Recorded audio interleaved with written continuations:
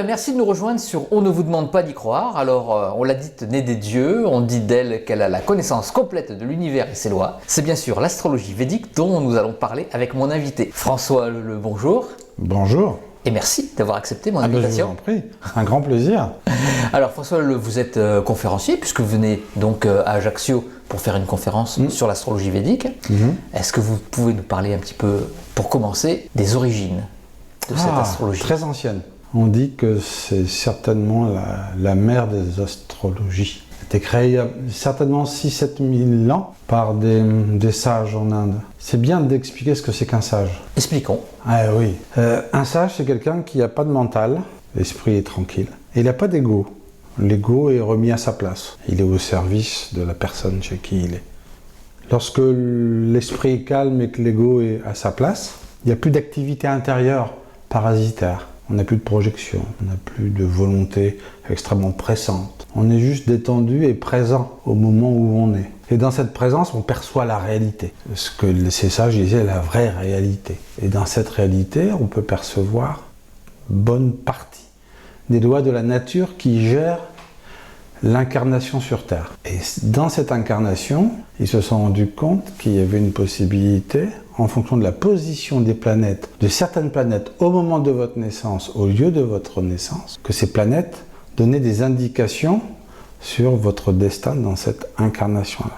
Ils ont effectivement perçu aussi d'autres règles sur l'Ayurveda. Je pense que vous avez déjà fait quelques vidéos sur ça. Oui, avec Anne Dobrzinski. Voilà, c'est ça. Et 2 médecins ayurvédiques aussi. C'est ça. Donc ils ont perçu les lois qui géraient le corps humain, les lois qui géraient, qui pouvaient nous indiquer, nous donner des informations sur ce que nous devions faire dans cette incarnation. Ils ont perçu d'autres choses, la science des mantras, qui sont des sons qui permettent d'être, que l'on peut réciter ou écouter, qui ont des effets très particuliers sur le corps physique et les corps subtils. Ils ont découvert l'architecture aussi, les règles, comment on construit une maison d'une manière à ce qu'on se sente tout à fait bien équilibré à l'intérieur de cette maison. Ça va jusqu'au diamètre du trou de la serrure. Ils ont découvert la position des corps, les fameux asanas, l'hatha yoga, comment on peut, en prenant certaines postures du corps, retrouver un dynamisme, guérir quelques pathologies qui traînent,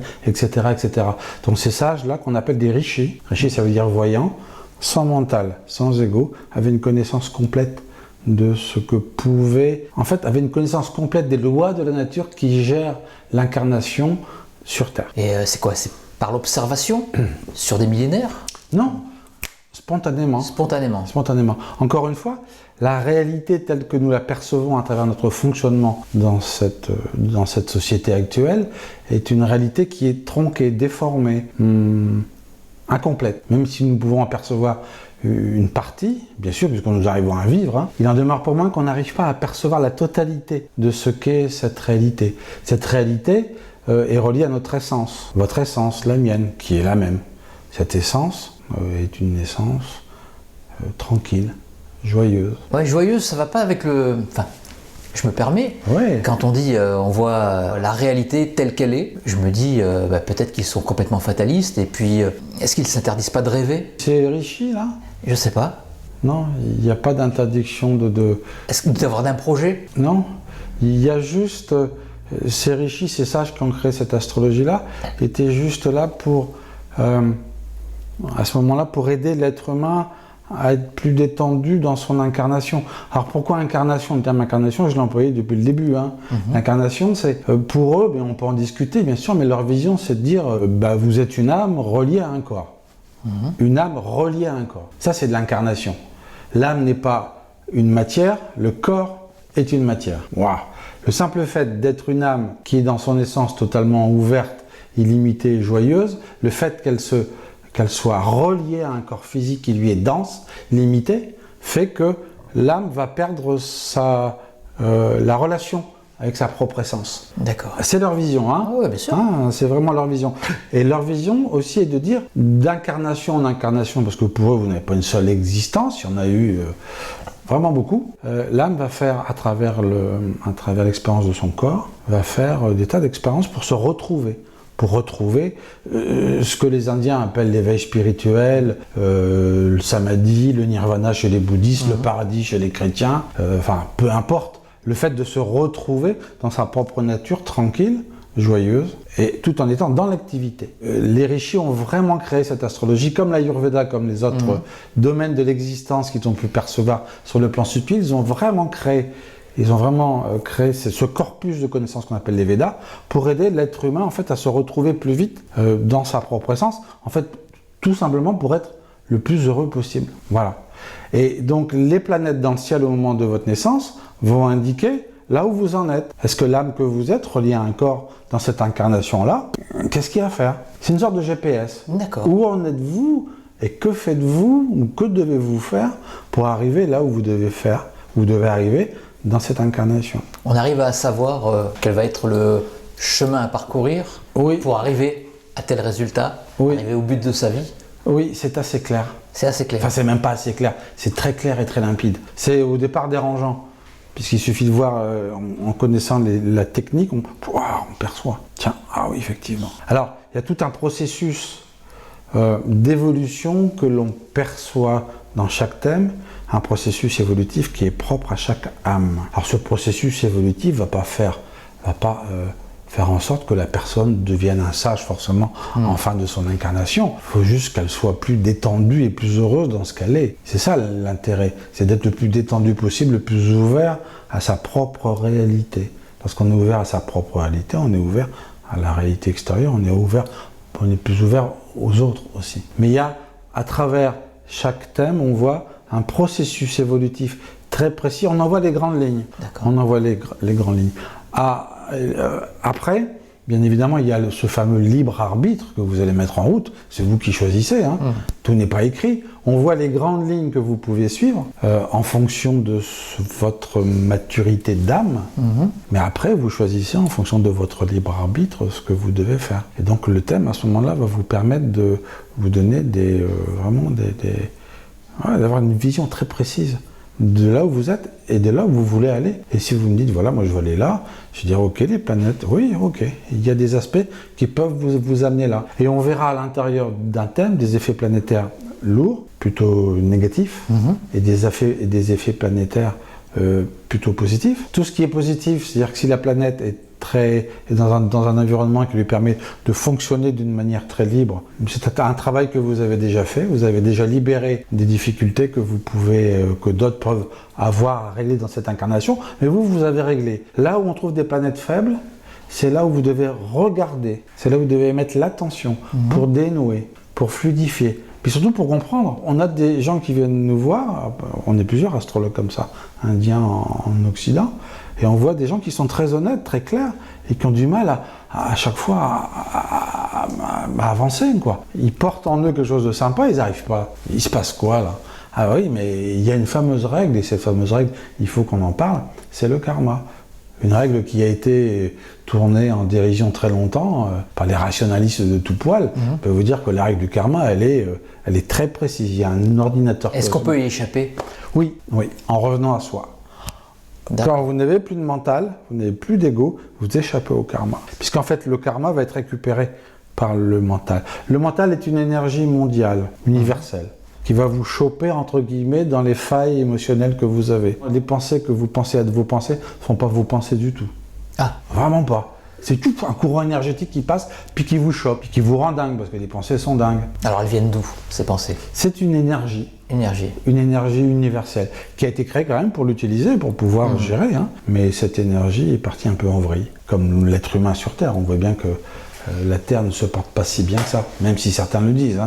Quand on regarde, il y a quelque chose qui est quand même tordu. Le mental va intervenir pour vous créer des choses trappes, pour vous amener dans des situations incompréhensibles. Le but du mental, c'est de nous perdre. Le but du mental, c'est de nous perdre. Oui, sauf si c'est vous qui décidez de penser. Tout ça pour avoir une expérience? Oui, parce qu'il y a quelque chose de tordu dans cette atmosphère terrestre qui est plutôt chaotique et désordonnée. Oui, c'est évident. Comme l'ego a été créé, comme le mental, ont été créés pour nous individualiser. Puisque l'âme, au départ, était plutôt très subtile, On a un corps, il faut s'occuper du corps. Hein. Faut lui donner à manger, ressentir de la fatigue, dormir. L'ego a été créé véritablement par la nature pour nous individualiser. Voilà, je m'appelle François, ben voilà, je suis une âme, et puis j'ai un corps. Voilà. Mais l'ego est intervenu pour ça, pour que je puisse m'individualiser. Mais ce faisant, au fil des siècles, pour des raisons qui nous échappent certainement, l'ego a pris trop de place. Et il se considère chez lui. Et il n'est pas chez lui, il est au service de l'être. Il est au service de l'être avec un grand E. Cet être, c'est notre lumière. Et en tout cas, il est au service de l'âme. Et le mental, c'est pareil. Ils ont été créés pour qu'on puisse utiliser. Il faut être rationnel à certains moments. Et bon, on est telle date, je dois payer ma facture dans 3 jours. Je regarde sur mon compte en banque si j'ai l'argent. Donc ça, c'est la pensée. Mais c'est la pensée que vous mettez en route. Vous la mettez en route. Lorsqu'on parle de pensées qui nous perdent, c'est les pensées parasites qui nous chopent alors qu'on est tranquille chez soi ou le matin en se levant, paf, il y a un truc qui arrive et qui commence à nous tordre le cou avec des pensées d'angoisse, de peur ou de je ne sais quoi. Et on a tous vécu ça. Ça, cette pensée-là, il faut qu'elle disparaisse. Alors, le yoga, l'ayurveda, l'astrologie, toutes ces techniques yogiques, entre guillemets, ont été créées pour calmer le mental et l'ego. Alors en quoi l'astrologie peut calmer l'ego? Ah, c'est intéressant, mais c'est vraiment ça. C'est-à-dire que vous allez avoir déjà, lorsque vous allez faire votre thème, vous allez avoir un apaisement. L'ego va s'apaiser lui-même aussi, et vous aussi, parce qu'on va vous donner des indications sur ce que vous vivez. Imaginez quelqu'un qui vient de me voir, il a 40 ans. Depuis l'âge de 15-20 ans, il a des choses extraordinaires dans son cœur à exprimer. Comme tout le monde, hein. Mais lui, c'est très puissant.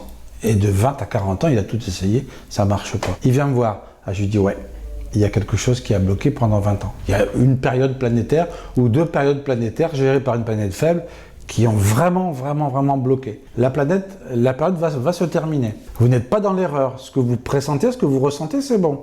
Continuez, ça va fonctionner. Ah, c'est sur des cycles temporels, là. Il y a des cycles.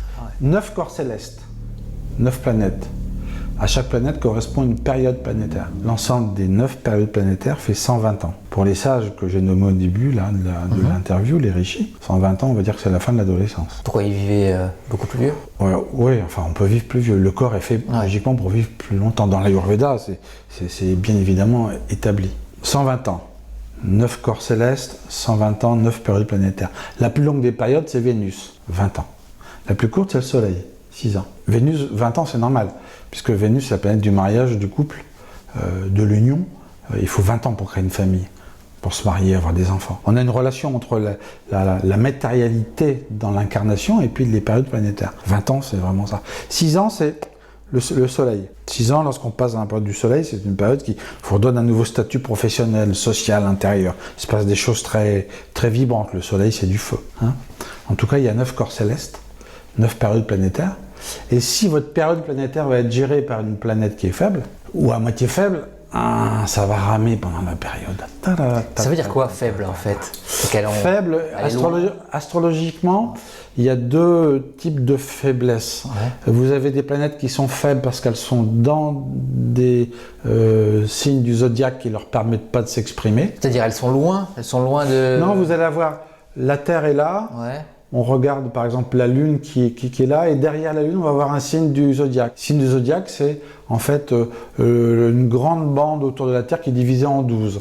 À chaque bande séparée, c'est 12 signes du zodiaque. À chaque bande séparée, il y a une intelligence particulière, il y a une énergie particulière. Si vous mettez par exemple, vous avez la Terre, la Lune, et derrière la Lune, vous avez le signe du Scorpion, qui est un signe astrologique de tumulte, d'aventure, de prise de risque, de passion. Si vous mettez la Lune devant, qui est plutôt une planète, elle, tranquille, qui cherche plutôt la relation, le cocon familial, des pensées sympas, une harmonie, vous mettez la Lune avec derrière Scorpion, la Lune, elle ne peut pas s'exprimer. Ouais.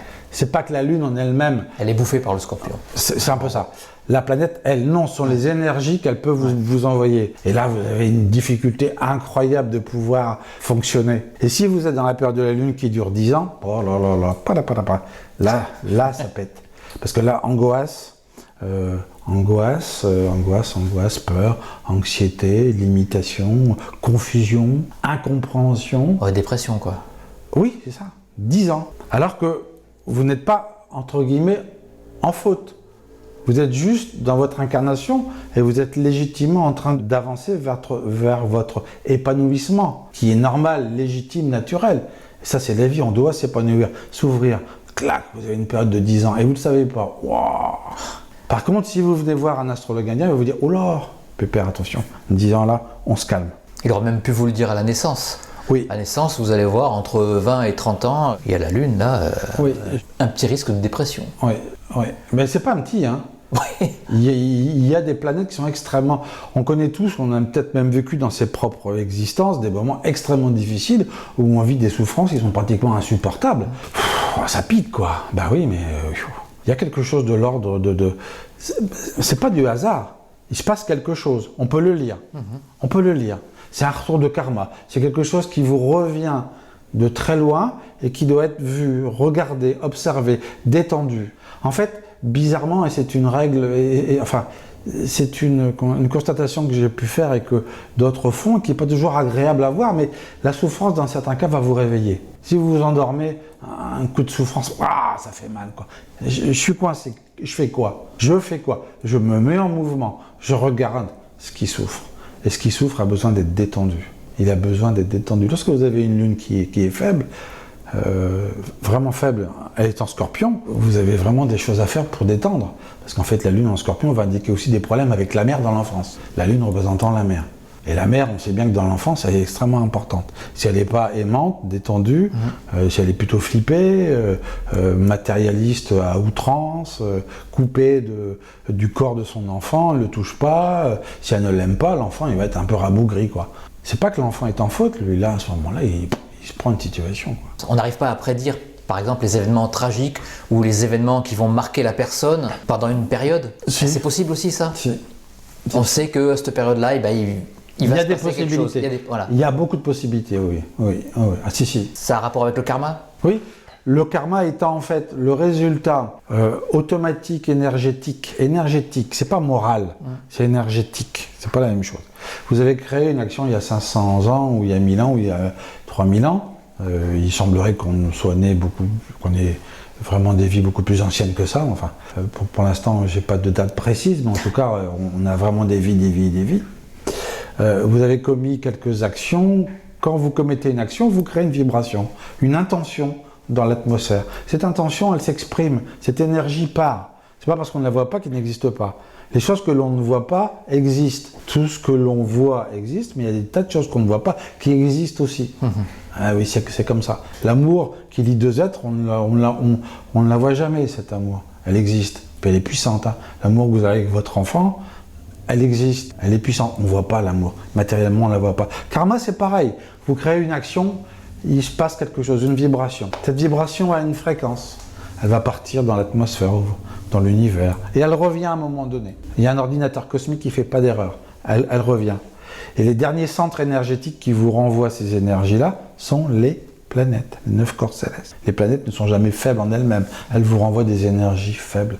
Alors vous avez des énergies qui vont vous revenir, qui proviennent d'un karma sympa. C'est bon, c'est bien, je suis intelligent, les choses se déroulent bien pour moi, j'ai trouvé un boulot tout de suite, j'ai du fric, c'est bien. Ah, mais mon couple, ça va pas. Ah bah oui, mais il y a des choses là à voir. Ça revient. Et ça revient, c'est crispé. Il y a quelque chose qui coince, il y a quelque chose qui se... on sent que ça souffre. Il y a souffrance parce qu'il y a crispation. Il y a souffrance parce qu'il y a retenue. Il y a quelque chose qui ne veut pas. Donc l'astrologie védique peut prédire la compatibilité des couples? Ah oui. Il y a des systèmes très très précis. Oui. Ah oui. Bien sûr. En Inde, si vous allez voir un astrologue traditionnellement védique, il va vous dire avec telle personne, c'est même pas la peine. Ils y vont en couple? Oui. Est-ce que ça va marcher? Oui. Après, vous n'êtes pas obligé de les suivre. Ouais, on n'est pas dans le... On est juste dans une proposition. Maintenant, la vision du couple en Inde n'est pas la même vision du couple qu'on a ici en Europe, bien évidemment. Mais ce qui est intéressant dans tout ce que je viens de vous dire, c'est que les planètes, lorsqu'elles sont faibles, si je vous venais me voir et vous dire votre lune elle est pourrie, là c'est une catastrophe. Votre Vénus c'est pas mieux. Alors, chaque planète a des domaines de l'existence. Vénus, c'est l'amour, le désir, la matérialité, l'argent, le ravissement de ce qui est beau, contact avec les énergies supérieures, contact avec les 5 sens. Vous allez vous nourrir de Vénus. C'est une planète d'harmonie. Enfin, c'est vraiment une planète très belle et douce en même temps. Si je vous dis, voilà, votre Vénus, il est complètement à la ramasse, et votre Lune, j'en parle même pas. Et si vous repartez au bout des 2 heures de consultation avec cette information-là, ça va pas vous aider. Vous allez vous dire, si vous êtes un peu fataliste, ça ira mieux dans une autre vie. Mais c'est pas le but de l'opération. Il n'y a pas de fatalité. Si vos planètes sont faibles, je vous donne des moyens correctifs. Comment les moyens correctifs? Alors, il y en a de multiples en Inde. Ceux qu'on utilise, ceux que j'utilise moi, et souvent c'est ceux qui sont utilisés par les astrologues indiens occidentaux, sont de l'ordre de 3. Il y a les mantras. D'accord. Les mantras planétaires. Vous pouvez réciter ou écouter des mantras planétaires qui vont venir en fait détendre dans vos corps subtils, dans votre corps physique, dans votre conscience, toutes les énergies lourdes de votre karma. Les énergies lourdes d'un karma, c'est... ça passe pas. On a des centres nerveux très subtils et l'énergie doit passer. Si l'énergie passe pas, il y a souffrance, il y a un blocage. Et le mantra, à un moment donné, va retirer le nœud.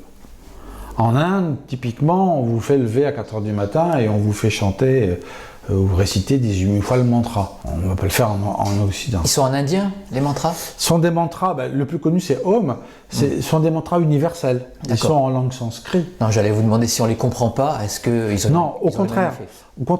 Comme on ne les comprend pas, le mental ne peut pas intervenir. Dès que le mental intervient dans un processus de détente, aïe, il peut y avoir quelque chose de récupéré. Là, pépère mental là-haut et pépère égo sont là, disent mais qu'est-ce que c'est que ça? Le mantra est répété ou entendu, mais lui fait son effet. Il vient détendre. Et donc il y a des mantras par planète. Deuxième moyen correctif sont les pierres précieuses ou semi-précieuses. À chaque planète correspondent des pierres que vous pouvez porter. Il y a plusieurs types de pierres. Pour la Lune, par exemple, c'est la perle ou la pierre de Lune. Pour Saturne, ça va être le saphir bleu, l'améthyste, une tourmaline bleue, etc., etc. Ça, encore une fois, sont les rishis qui ont découvert ça il y a 7000 ans. Et Vénus, le quartz rose, non? C'est du quartz. En tout cas, Vénus... Comme c'est l'amour, oui. Je sais que le quartz rose a un effet. Oui, et comme Vénus est la planète la plus brillante, sa pierre va être... ça va être le diamant. Ah oui, c'est l'amour. Et en fait, vous allez devoir porter, si vous avez envie, bien sûr, des pierres. La seule règle, c'est que la pierre touche la peau. J'ai des pierres qui correspondent à 2 planètes ici, Saturne et la Lune. Là, on a une perle et là, on a un saphir bleu. 2 planètes faibles dans mon thème. On les porte pour les hommes à la main droite. Les doigts sont spécifiques aussi, on ne les porte pas n'importe comment. Pour les femmes, c'est la main gauche. On peut les porter en bracelet, en pendentif ou aussi en collier. Et lorsque la pierre est montée sur un alliage qui lui correspond, on ne passe à n'importe comment, je vous donne un petit mantra et à un moment précis, vous allez faire une cérémonie d'accueil de la pierre. Vous allez réciter 108 fois un mantra, 108 fois correspondant au nombre de l'infini, et vous allez créer une géométrie sacrée entre la planète, la pierre et vous. Vous pouvez sentir. Moi, je peux vous dire clairement que lorsque je retire là pour Saturne, lorsque je retire, je sens une différence énergétique. C'est instantané. Je la remets. Ça s'ouvre, quelque chose qui s'ouvre, tout de suite. Donc après, vous portez les pierres jusqu'à la fin de votre existence. Encore une fois, ce sont des propositions, mais c'est très puissant. Et le troisième moyen correctif, celui-ci, il est beaucoup plus relié à des cérémonies ancestrales. Les rishis ont créé des cérémonies énergétiques, qu'on appelle en sanskrit yagya, Y-A-G-Y-A. Ça veut dire action parfaite. Ce sont des cérémonies pendant lesquelles l'officiant va chanter des mantras codifiés. Un feu va être allumé, le feu va représenter l'énergie planétaire. Et à un moment donné, on va mettre dans le feu des offrandes. C'est symbolique, D'accord. Mais ceux qui assistent vont sentir une présence. Et moi qui assiste souvent à des yagyas, à chaque fois la présence est différente. Si on fait un yagya pour la Lune, on aura une autre énergie que si on fait un yagya pour Mars. Les présences, c'est quoi comme présence? Présence, c'est vraiment la présence de la planète qui est là. D'accord. Voilà. En fait, on anime une énergie qu'on dit divine ou de la source qui est présente. Les 9 corps célestes représentent pour les Indiens la totalité de l'énergie du Créateur qui gère l'incarnation sur Terre. 9 corps célestes, l'énergie du Créateur qui gère l'incarnation sur Terre. Et lorsqu'on prend une planète et qu'on lui demande d'intervenir, pour brûler du karma à travers des cérémonies qu'on appelle yagya. La planète est très présente, l'énergie est présente. C'est bien évidemment, il faut y assister pour pouvoir ressentir. Il y a un ressenti extrêmement puissant. Toutes les personnes qui assistent à ces cérémonies, il y a beaucoup de gens qui le font comme ça parce que je leur préconise, sont très étonnés de ressentir des choses extrêmement puissantes. Et ces yagyas vont, dans les jours, les semaines après, transformer votre fonctionnement intérieur qui lui est un peu bloqué, coincé. Ça bloque. Et puis même les événements vont être différents. Puisque le karma aura un retour sur les événements extérieurs et aussi sur votre fonctionnement intérieur. Si vous vous sentez plus détendu, il y a des domaines de votre existence qui ne vous posent plus de problèmes. Alors, si vous avez une planète très très faible, il ne faudra pas faire qu'un seul yagya, ça prend du temps. Et des planètes moyennement faibles ou faibles, en quelques mois, il y a quelque chose qui vraiment se détend. Vous pouvez tomber sur des retours de karma extrêmement lourds où là vous allez mettre quelques années quand même. Est-ce que ça ressemble aux cérémonies chamanique. Oui, sauf que l'énergie chamanique, a priori, est celle de la Terre, souvent. Là, on est vraiment en connexion avec des énergies du haut, les planètes étant, bien évidemment, des... alors, pour les Indiens, les planètes ne sont pas des cailloux dans le ciel. Rien à voir, ce sont des êtres. Ils les ont même divinisés. Ce sont des déités planétaires. Vous voyez, là, il y a l'orage, là. On nous parle. Quand on parle d'eux, ils sont là. Voilà. Donc, c'est très puissant. C'est très très puissant. Est-ce que pendant ces cérémonies, on prend des substances psychotropes? Même pas, c'est pas la peine. Non. Rien du tout. Rien du tout. Non, vous allez juste réciter un mantra qu'on va vous donner à un moment donné, 108 fois, un mantra planétaire. Donc ce sont des cérémonies collectives, on est 5, 10, là. Toutes les personnes qui sont là pour faire, qui ont des mêmes planètes faibles dans leur thème, vont se retrouver pour assister à ces cérémonies, qui sont extrêmement puissantes. En Inde, c'est courant. Bon, en France, pas trop. Évidemment, c'est relativement, je dirais pas nouveau, mais voilà, c'est pas très... Vous en avez fait? Oui, je propose, moi, des yagyas, et on propose avec une officiante, on propose à deux, on fait les yagyas. Oui, on a un calendrier de yagyas. Les gens peuvent, tous les mois, on fait les 9 yagyas pour les 9 planètes. Les gens, on se branche. Donc, ils peuvent être physiquement là où on est en Drôme provençal, où ils peuvent y assister par Skype ou par WhatsApp. On a des gens qui sont en Inde, à Guyane, l'île de la Réunion, même par écran interposé, c'est pareil. La puissance est là. Et après, on voit ce qui se passe. On voit comment les énergies crispées de la planète, qui se sont décrispées, on voit ce que ça fait dans votre existence. Est-ce que les gens qui vont vous consulter, c'est parce qu'ils ont un blocage quelque part, ou c'est pour savoir, ou des gens qui ne savent pas pourquoi ils sont destinés, peut-être? Oui, il y a de tout. Vous avez des gens complètement paumés qui viennent voir en disant je fais quoi?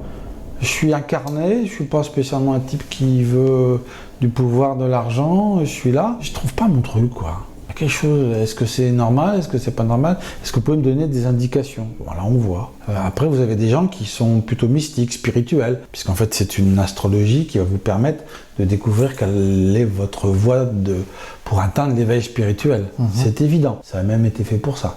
Après, vous avez des gens qui viennent me voir parce qu'ils ont des problèmes de santé, ils ont des problèmes des désordres, comme on appelle les désordres dans leur existence, et ils veulent comprendre. Alors, qu'est-ce que vous avez besoin pour faire un thème? Le nom, la date de naissance, évidemment. Ouais, date, lieu de naissance et l'heure de naissance. L'heure de naissance. L'heure. Ouais, l'heure est assez importante en astrologie indienne. Alors, l'astrologie indienne est une astrologie lunaire. On s'occupe de la place de la Lune. L'astrologie occidentale, on va s'occuper de la place du Soleil. Alors, c'est pas parce que les Indiens considèrent que le Soleil n'est pas important, puisqu'il est le centre et que toutes les planètes tournent autour. C'est lui qui diffuse la lumière. Mais la Lune, qui est le corps céleste le plus près de la Terre, est une planète qui va vous permettre de voir comment vous êtes sensible et réceptif. On se rend compte que les gens les plus réceptifs, les plus ouverts, les plus sensibles sont des gens qui ont plus de cœur. Alors même s'il peut y avoir de l'émotionnel, mais on se rend compte que plus on est ouvert, plus on est capable de percevoir, d'être intelligent, d'être ouvert. À l'inverse, on connaît tous, et c'est pas un jugement, mais on connaît tous dans notre environnement des gens qui sont plutôt fermés, des gens plutôt obtus, des gens qui ne sont pas encore dans une ouverture vers les autres. Peu importe, pour les rishis, ça fait partie de ce qu'ils doivent vivre. On n'est pas dans le jugement. Simplement, ils en sont encore au stade où il faut apprendre. Et donc la Lune va très vite dans le thème nous donner des indications sur la capacité de sensation. Est-ce que vous êtes sensible à l'amour, à l'amitié, aux enfants, à la beauté d'une fleur, à la beauté de l'île, la Corse? Il y a des gens qui viennent en Corse qui n'aiment pas, il y en a d'autres qui, waouh, vous voyez, et peut-être que tous les Corses ont une lune extrêmement puissante. Certainement parce qu'il y a une énergie très, très, très sensible ici quand même. Hein. Vous l'avez ressenti? Oui, oui, ah bah oui. Oui, à force de faire de l'astrologie, on commence à être un peu plus sensible. Ah ouais, quand on arrive ici, il y a quelque chose de l'ordre de la... Oui, de l'énergie très puissante de la lune. Ce qu'on appelle chez les Indiens la mère divine. Ce qu'on pourrait appeler chez les catholiques la Vierge. Alors, on sent bien cette énergie présente là. Donc vous voyez bien que la sensibilité qu'on va percevoir par l'intermédiaire de la Lune est une information extrêmement importante pour savoir si l'âme en fait a bien commencé son évolution. Ou si elle le termine. Hein. On n'est pas tous au début, hein. Des gens qui sont à la fin. Puisqu'il y a une fin. Typiquement en Inde, on dit lorsque vous avez atteint l'éveil spirituel, vous ne revenez plus. On est devenu un sage. Ouais, tranquille. Ouais. Tranquille. Tranquille après 10 000 incarnations. Certainement. Oui, certainement. Oui, c'est ça. Oui. Oui. Pour arriver à ce stade-là, complètement enlever l'ego, de se sentir complètement éveillé et avoir un espèce de recul par rapport aux choses, je pense qu'ils ne sont pas dérangés par toutes les pensées qui doivent aller à 100 000 à l'heure dans nos cerveaux à nous. Mais vous pouvez croiser des gens comme ça ici, partout. Ouais. Simples, qui ont une activité professionnelle, qui sont... Oui. Et il y a des gens simples comme ça qui ne le disent pas. C'est pas les gens de pouvoir. Non. Voilà. Non. Là, l'ego, il est encore bien ancré. Oui. Même dans le domaine de la spiritualité, vous pouvez trouver des gens qui ont des belles connexions avec le haut, avec le divin, comme on dit, mais qui sont encore dans une recherche de pouvoir. C'est pas grave en même temps, mais c'est bien de le savoir, quoi.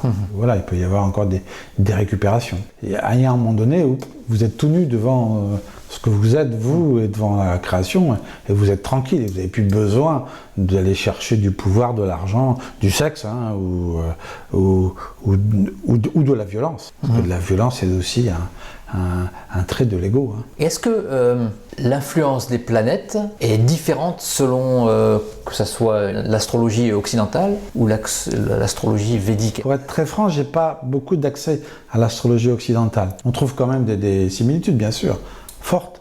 Mais moi, je suis arrivé à l'astrologie védique par hasard en tombant sur un cours qu'avait suivi un de mes amis, un cours en français, il y a 25 ans. J'ai lu le cours, j'ai vite compris comment ça fonctionnait. Mais je m'y suis intéressé parce que j'avais une démarche spirituelle depuis que j'étais enfant. Pour moi, c'était une évolution classique. Vous l'avez appris où? J'ai pris pris les bouquins après en anglais, écrits par des astrologues indiens. L'anglais utilisé par les Indiens en astrologie, c'est un anglais assez simple, avec les mêmes termes qui reviennent. Et puis, j'ai tout de suite compris comment ça fonctionnait. Et puis, vous regardez tout de suite, est-ce qu'une astrologie fonctionne ou pas? Vous regardez, à un moment donné, vous allez regarder avec le système de période planétaire ce que vous avez vécu précédemment. Si vous regardez au jour près que des événements que vous avez vécus qui étaient sympas ou pas sympas se sont déroulés, c'est que l'astrologie est très claire. Donc sans connaître la personne, sans savoir son vécu, vous pouvez savoir ce qu'elle a vécu. Enfin, au moins les grandes tendances. Ah oui, oui. Pendant les périodes. Oui. Est-ce que l'enfance a été compliquée ou pas? Est-ce qu'il y a eu des violences dans l'enfance? Sur 10 thèmes, on a j'ai environ 8 femmes, 2 hommes. A priori, les femmes sont beaucoup plus ouvertes à ce type de connaissances, type de vibration. Sur les 8 thèmes de femmes, on en a 6 où il y a eu des violences. Voilà. Et ça tombe exact à chaque fois? Oui, on le voit. Donc ça, il faut réparer, il faut expliquer, voilà. Donc là, les moyens correctifs peuvent apaiser. Si vous avez subi dans l'enfance un traumatisme, votre lune va être un peu faible. C'est un exemple. Oui, bien sûr. Il peut y avoir d'autres planètes qui interviennent. Mais je donne un exemple comme ça. Si votre lune est faible, là, voilà, il faut renforcer. Si vous avez une lune faible, l'esprit est un peu trop ouvert à toutes les sensations extérieures. Il peut y avoir un manque de verticalité. Et là, les moyens correctifs vont vous donner la possibilité on se redresse, la possibilité d'avoir un esprit plus clair, plus net, quoi. François, c'est passionnant. Eh oui. Est-ce que vous voulez rajouter encore quelque chose sur cette astrologie qui a l'air très poétique? Oui, elle est... En fait, elle touche à l'essentiel. C'est pour ça qu'elle est poétique. Si ce qui est poétique vibre, oui. Oui, c'est pas une astrologie qui va vous emmener dans une analyse mentale de votre existence. Ça, l'ego et le mental savent le faire. On va lire votre existence. Mais pour cela, il faut s'abandonner à l'astrologue, ce qui n'est pas évident. Hein. Ça peut faire gagner du temps aussi. Bah, oui, beaucoup. Je fais pas mal de thèmes pour des parents sur leurs enfants, qui ont 4, 5, 10 ans, et on fait pas le thème complet, on regarde des grandes lignes. On regarde un peu comment on peut favoriser leur croissance. Oui, ça aide. Ça a vraiment été créé il y a 7000 ans par des rishis pour aider l'être humain. Donc ça aide, et ça aide parfaitement. C'est une magnifique conclusion. Voilà. François, merci. Eh ben, je vous en prie.